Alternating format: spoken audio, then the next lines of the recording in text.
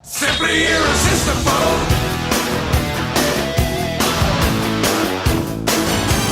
Simply irresistible. I'd like to welcome you to this membership meetup. We're doing these monthly conversations about topics of interest to club leaders, district leaders, and those who are enthusiastic about learning about membership. And tonight we have two Michaels, open mic night, who have been very successful in their clubs. Mike Huey from Michigan and Mike Gibson from Halifax, Canada. Both have had exceptional success with membership attraction, and they have stories to tell you tonight that I think you'll find very interesting. We're going to hear from Mike Huey first, and he's going to tell you about the approach that he takes, a 5-step approach to attracting and bringing new members to the club. Following that, we'll hear from Mike Gibson, who has been very dedicated to being efficient in terms of having a process in place for tracking leads and for nurturing new members as they come in. And so we're going to hear from both of them. So without any further ado, I would like to invite Mike Huey to share his screen and to turn things over to Mike. And again, if you have questions, feel free to put them in the chat, or we'll have a Q&A at the end. So keep track of your questions. Mike Huey, over to you. Okay, thanks, Louisa. Yeah, so I thought I'd start off with telling you a little bit about our club, the history of it. There we go. So we were formed in 1918. We're number 398, so we've been around a little over 110 years. The peak membership was in between 200 and 300 members. At the end of last year, we ended up with 79 members. We've been declining around 10 members a year for the last 20 years. So we really needed to do something different. And so if you look at the 2020 to 2023, we were dropping about 5%, 6% a year. We also didn't have the level of representing our communities that we wanted. And so the board and a number of folks got together and we really decided we need to do something different. And so what I'm going to share tonight is kind of the 5 things that we feel like we did to turn things around and we think are kind of the keys to that. So last year, we actually had started out with 79. We brought in 20 new members, which I think is a club record, but I couldn't go back far enough to find forever, 110 years. We did lose 9 members, but that's typical, 10 to 15% decline a year as a typical sort of decline. We just were not bringing in enough numbers to offset that. So this last year brought in 20, lost 9, netted out to a 90. We do have a 3-year goal to 2026 to bring in at least 15 net per year to get us back to 120 and bring in around 15 net. So we're targeting 30 for this year. So that if we lose 15, we still got our numbers. The good news is as of today, we've got 8 new members just in this quarter that we'll be bringing in between July, August, and September. So we're on a great track. I threw the map in there to show you where we are. We're on Lake Michigan in the Southwest. Okay, so the 5 key things.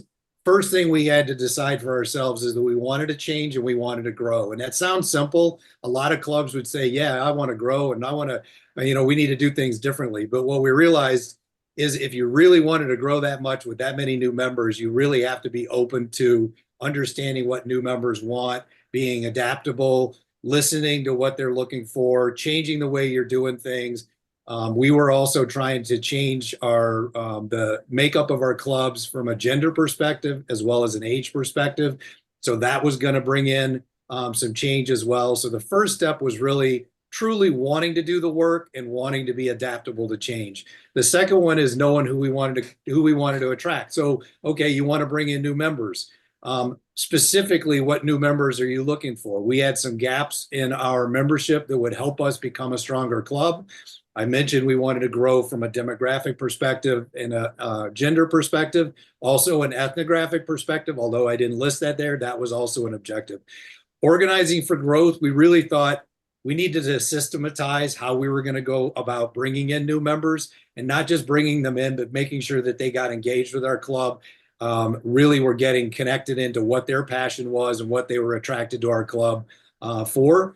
We wanted to make sure that we were including all of our members. It wasn't 2 or 3 people in membership, but we wanted to make sure that we were reaching out and getting all the strength, all the connections for all of our members.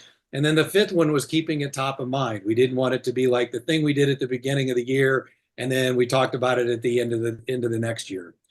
So those are really the 5 keys. By the way, we're going to send this link out. There's a number of other pages that are in here that might be helpful, but we'll be sending this out to everybody for a reference link. So I wanted to go a little bit more in depth into each one of those 5. So first one, you really want to change. So if we continue to do the same things you've always done, we're going to continue to get the same results. We realized we needed to change, not just change who is in our club, but change our approach to bringing in new members. We also realized that we were losing around 10 to 15%, as most clubs are in the US, probably in Canada as well. So we needed to not just bring in 10%, we need to bring in 25 to 30%. So our objective last year was actually to bring in 24 a month. We hit 20. So this year we've raised our goal to 30 for ourselves, and we're on track to do that at this point. There is good news. So in the US, if you look at how many people in the United States are interested in becoming involved in community service, about 1 in 4 adults. So that's 63 million people. I believe there's around 300,000 people involved in Rotary in the United States. So that gives us less than 0.5% market share of people in our communities interested in going and being involved in, sorry for me being a marketing guy, sorry. But it gives us a very big growth opportunity when you think of the people interested, not to mention the unique, incredible opportunities that Rotary brings that a lot of other service organizations don't bring. And we also realize that their interests in joining the clubs is a wide range, from youth programs to networking to international programs, leadership development. So the second one, once we said, yeah, we definitely want to grow, we realize there's lots of people in our communities interested, then we need to think about who is it we're looking for. Are there gaps in our club that, we need some more people that are connected into different age groups, different professions, different genders, different ethnicities, and we need to bring in some leaders that can help us grow in those areas to represent our community in a better way. So we specifically, as a leadership team, started talking about that. And if you notice our goals, we have brought our age, we've increased our age below 50 significantly, as well as our gender has increased. And then we have a goal for a couple years from now for that as well. So we'll be continuing to focus on those things. The next one, organizing for growth. We broke membership really into 3 different activities. One of them is attraction. One of the things we realized is we weren't bringing in new members because we weren't going out into the community and talking about the benefits of Rotary. So we created specifically an attraction committee, and I'm going to show you an example of something we did. But we went and started getting into the community, partnered with our public image committee to get ourselves out into the community from a PR and social perspective, but started advertising ourselves in community events where prospects actually were. The next one was engagement. When we bring people in, understanding what they were interested in and making sure right from the start they're getting engaged in the areas that they were interested in, where their passions were. And the last one is, after your first year, we've been doing a survey of all of our members, and then trying to help find ways to retain those members and get them re-involved in different areas of the club. So we ended up having 100% participation of members this last year during the survey, of them putting down their 1 or 2 areas that they were interested in becoming involved with, which was great. So here is, we decided in the summer we were going to do something, so we ended up borrowing a tent, and we went to the Fall Festival downtown. We put up a bunch of laminated things of activities we were doing. We wanted to bring in some more people involved in youth. So people that had kids in high school and junior high, because we have a strong Interact and Youth and RILA program. So we did beanbag toss and handed out blow up balloon dolls and candy and things. We actually attracted and got to talk about Rotary in our club to about 200 people in town. We ended up with 20 people that were interested, and from that ended up with 3 of our 20 members actually came from that one event. So in September, we're doing it again. We did end up from that, bought our own tent or our own thing that's branded with our club. And so now we're signing up and using that at different events that we do in the community. And so we're going to be doing that again and finding other events like farmers markets to go out and talk about our club and be able to drive awareness of our club as well as Rotary overall. So the fourth one is ensuring that we're engaging all of our members. One of the nice things about the 20 is there's a variety of people that have brought in members. 3 of our members were relatives, two spouses and 1 son.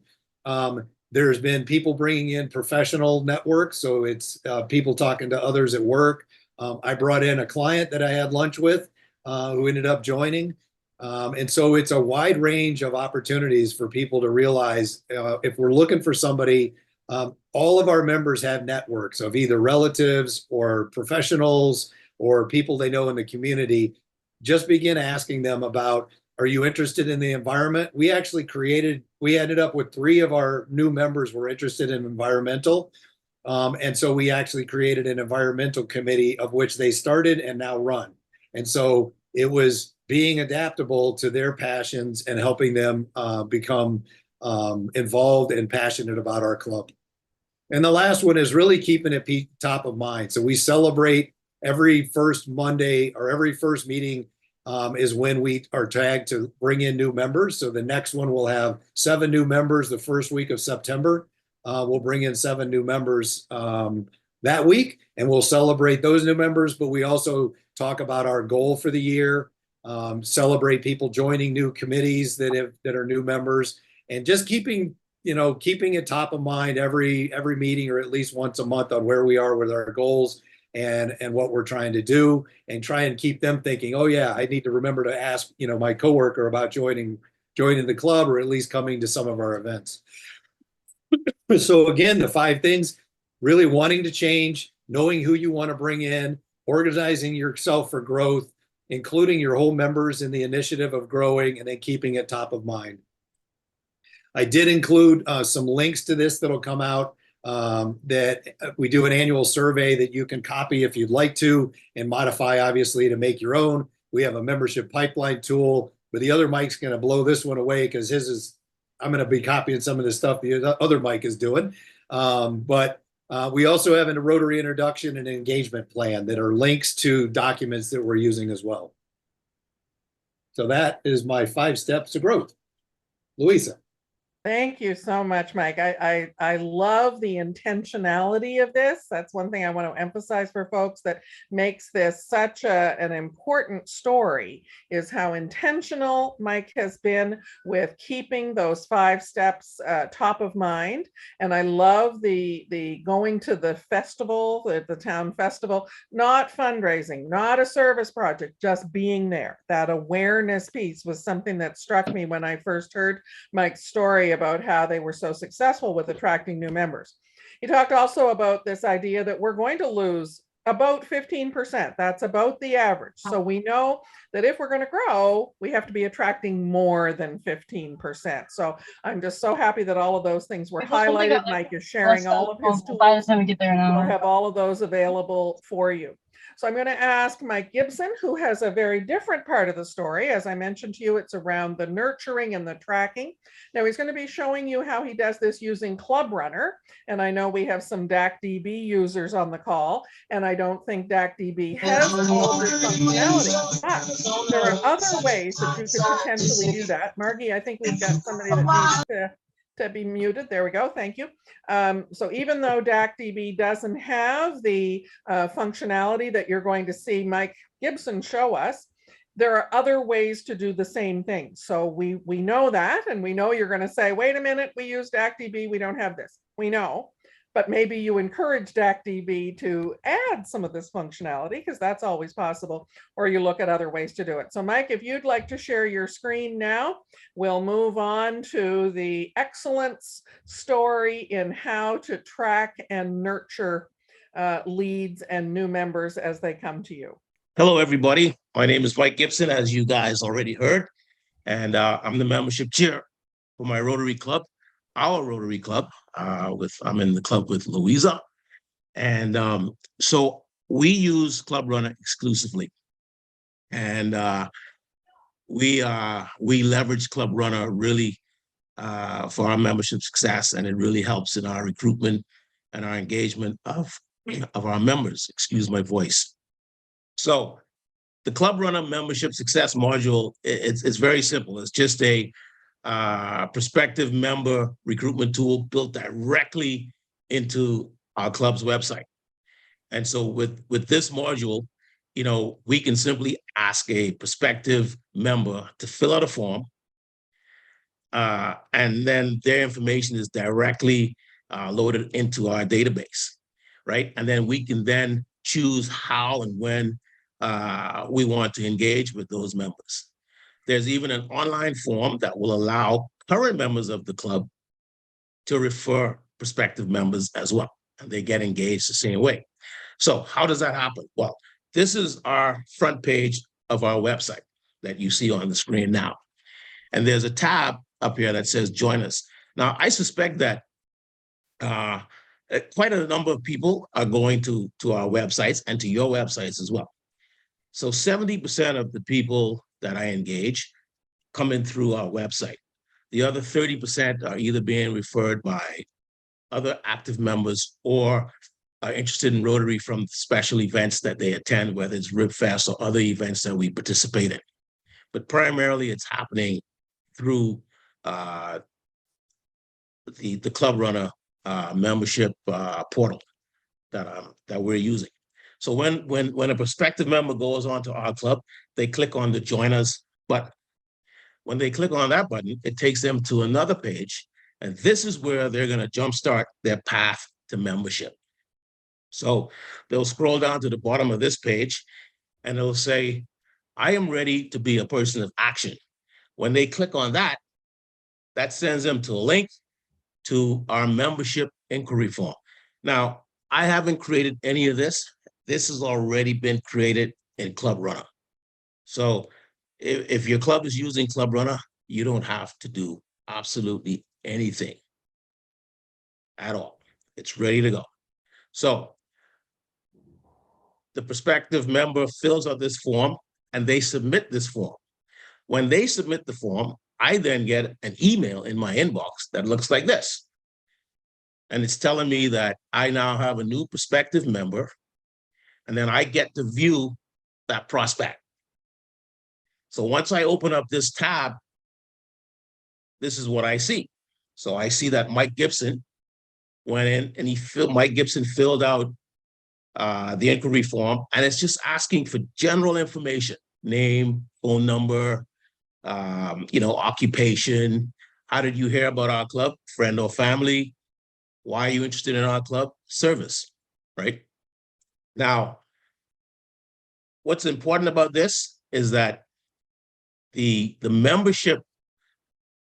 So once I get this information, I then send a personal email welcoming or thanking that prospective member for filling out the form and being interested in the club. And I also send out this particular PDF where it says designing your Rotary experience. And this is on Rotary.org. So every club has access to this. And essentially this outlines all of the key features of Rotary. It can really direct and lead a prospective member to wherever their interests may lie. This is like a 6-page document. This is just a heading. This is just the first page, but I send this out as well. But this is the brainchild of the membership success. This is the dashboard that you are going to really use to track and engage all of your prospective members in the pipeline, right? You can tap into metrics to gain insight into the various demographics. You can measure membership growth and engagement levels simply by tracking the information that you may value most, whether that's the interest level, the prospect status, area of interest, and more. They're going to tell you all of this. And the reason why they're going to tell you all of this is because you have the ability to send out various emails to that particular customer, prospect, sorry, from the prospective members page. So if you see here where we have send email, when you click on this tab, you get a drop down menu and you can ask for additional information. And that additional information is primarily getting more background information on the prospect, mainly their bio and so forth. And all of that information is stored in your database. So it's all there. And what's also cool about it is that essentially you're looking at the prospect after they fill out the membership inquiry form, right? It's essentially 4 steps to membership or not, right? So you have the prospect phase, then you have the applicant phase, then you have the join phase or the close phase. And close just meaning applicant, for whatever reason, didn't want to join the club, or maybe something came up and they want to put it on hold. You can close that applicant for a period of time, and you can also go back and reactivate that applicant, right? So when you send out, when a member joins the club, because that database is already there, once they get inducted into the club, the standard is the secretary goes in and does all this work and so forth. That work has already been done from the minute that prospect filled out that inquiry form. And once they get inducted into the club, I just go back in and I just add them to the club. It's just a click of the button. I can also select their sponsor who sponsored them into the club, right? And that all goes to Rotary International and they get their RI number right away. It's really cool. So another aspect of the club of this is this is what we call the drip campaigns. The drip campaigns are very simple. So every time I send out an email to the prospect, if I haven't gotten a response back in, say, 3 days, there are automatic emails that go out to the prospect, reminding them that they may have filled out the inquiry form. And depending on what stage we are in the process, you can customize the templates within the campaigns to say whatever you wanted to say for that particular prospect.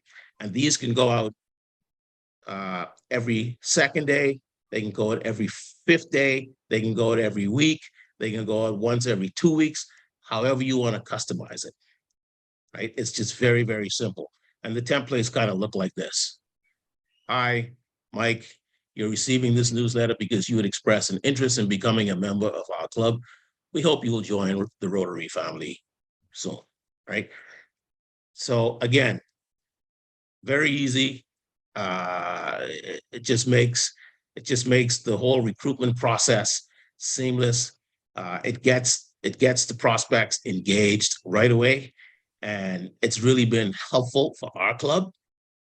And I'm sure it can be helpful to other clubs. Now, please appreciate that I'm really only summarizing this. So if any of you on the call tonight and your club is using Club Runner and you want to get more in-depth into what membership success can do and how it can impact your club and really help you manage your recruiting process, please, let's do it. I'm willing to help any way that I can. We can get on a call and we can just make it happen. I'm very easy to contact and get along with, right, Louisa? Absolutely. So that's membership success in a nutshell, guys. Thank you very much, Mike. And again, I know not everybody has this functionality, but there are other ways to do it. If you don't have this with the tools that you're using, and Mike is more than happy to help you. The other thing that I think is important is that not every club maybe has the same level of inquiry through their website. So that's just a link. That's just a tab that we embedded into our website. Right. And we have the same thing. I think a lot of clubs have that. And when you click on that, it takes you to a page. Can you do that or? So when I click on this button, right, this will take me to another page. So this is our second page right here. So the prospective member reads, scrolls down, reads, and then they come to, I'm ready to be a person of action. Oh, yeah, it's this whole thing there. So did you go, oh, yeah, so you wrote that. Yeah, Okay. we put that, Yeah. yeah, we put that in Yeah, there. thanks. And Because then they click on that. We have and then one that's it. where it talks a lot about the responsibilities, but it doesn't talk a lot about the opportunities. And so I want to, looking at changing that, so. So Anyway, feel that's a free to great go page. to I our like club that page. site and play around with it. Yeah.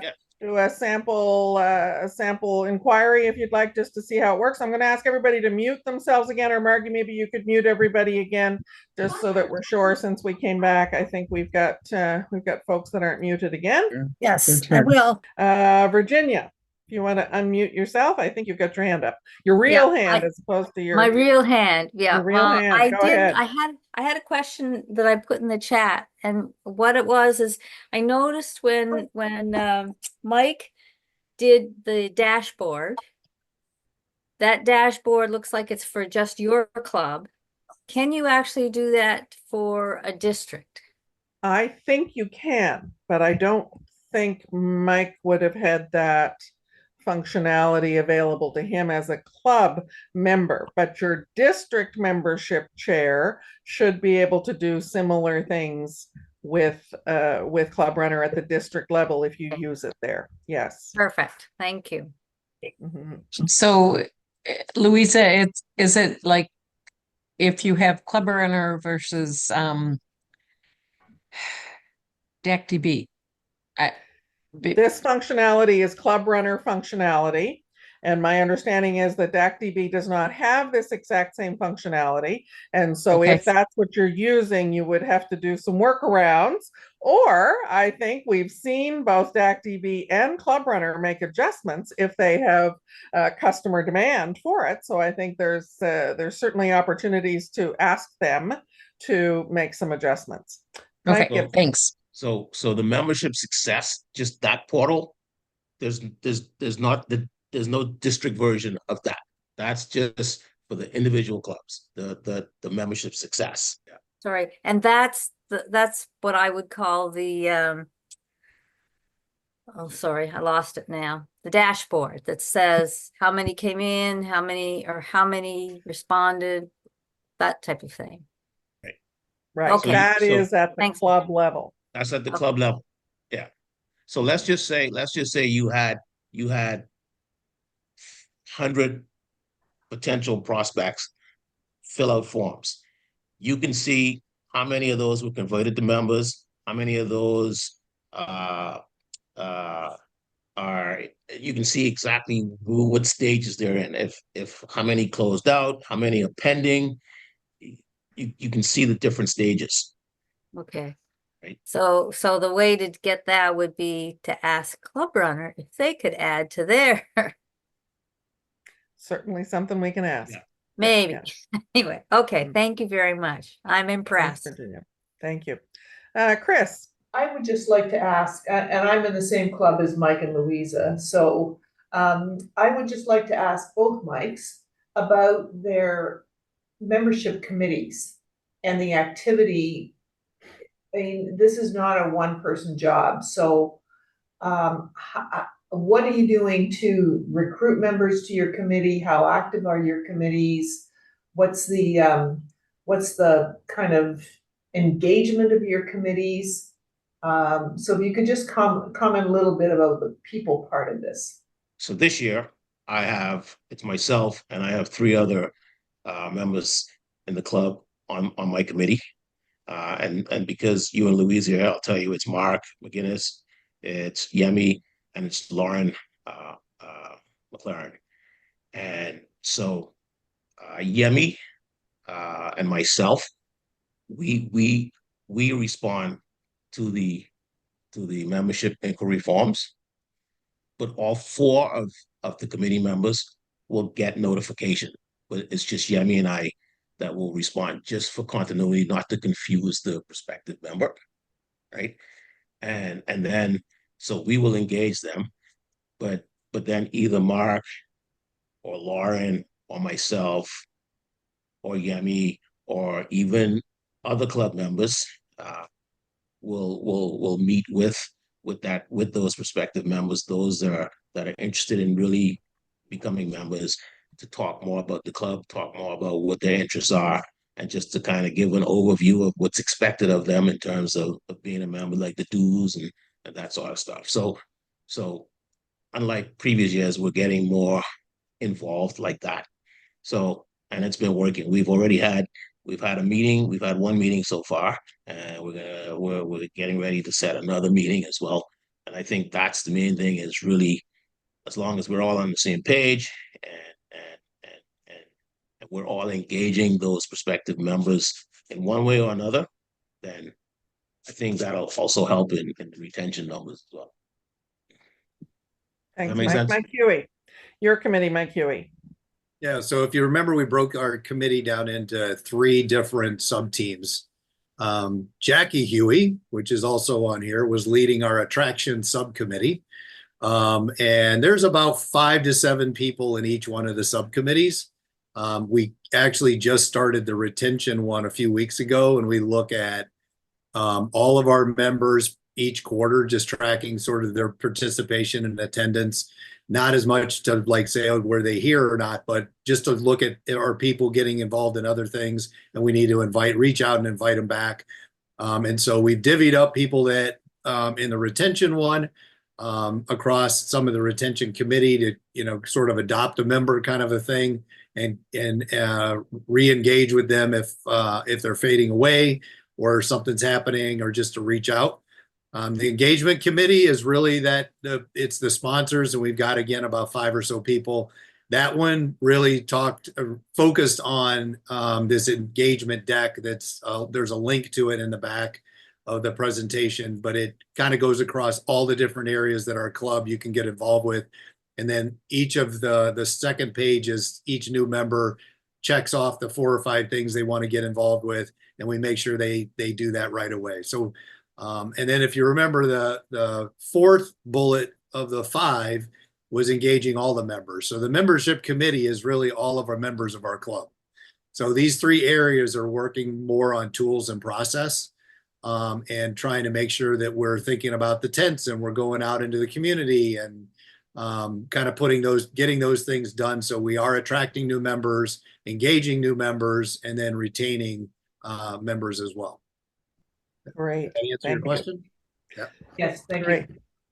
A couple things in the chat. I see a question about how do we drive people to the website? And that is a key thing. I was talking about that when we lost the call earlier, that this is something that this particular club has been very successful with, is attracting new members via the website. But that comes because of a very active social media presence and lots of activity on Facebook and other kinds of social media to drive people to the website. So that is a key thing. I don't know, Mike Gibson, if you have anything else to say about how it is that people come to find our website, but we find in our club specifically that most of our new members are coming to us through an initial contact through the website.